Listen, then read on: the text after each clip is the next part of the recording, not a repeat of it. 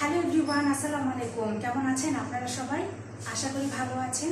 আমি অ্যাডভোকেট হালিমা আক্তার তমা আজ আপনাদের সাথে আলোচনা করব ফৌজদারি কার্যবিধি থেকে ধারা 502 এই ধারাটি নিয়ে, যেখানে বলা আছে জামিনদারের অব্যাহতি সম্পর্কে।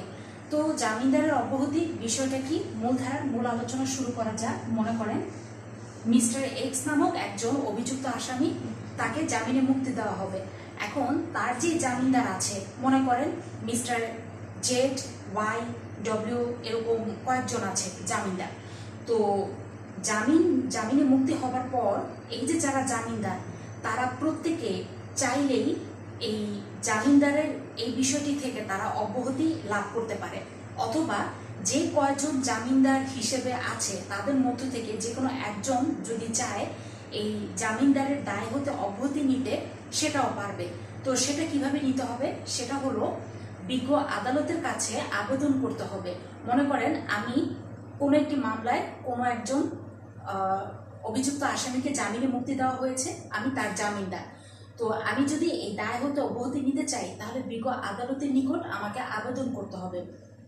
আর এই আবেদনের প্রেক্ষিতে যেটা হবে যে বিজ্ঞ আদালত সেই অভিযুক্ত আসামি তার বিরুদ্ধে ওয়ারেন্ট ইস্যু করবে।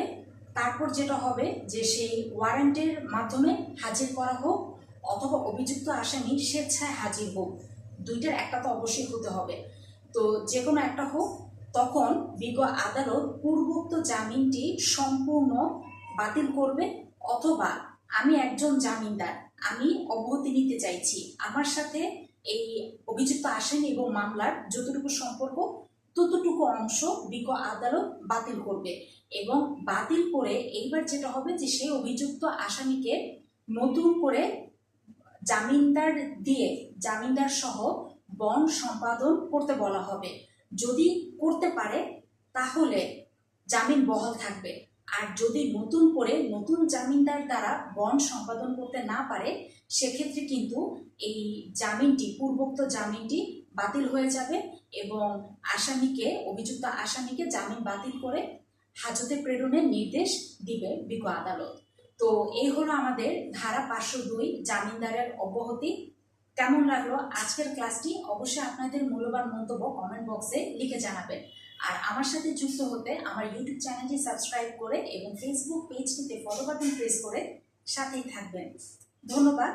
আজ চলে যাচ্ছি, তবে ফিরে আসবো নতুন কিছু ধারা নিয়ে নতুন ক্লাসে। সে পর্যন্ত সবাই ভালো থাকবেন, সুস্থ থাকবেন। খোদা হাফেজ।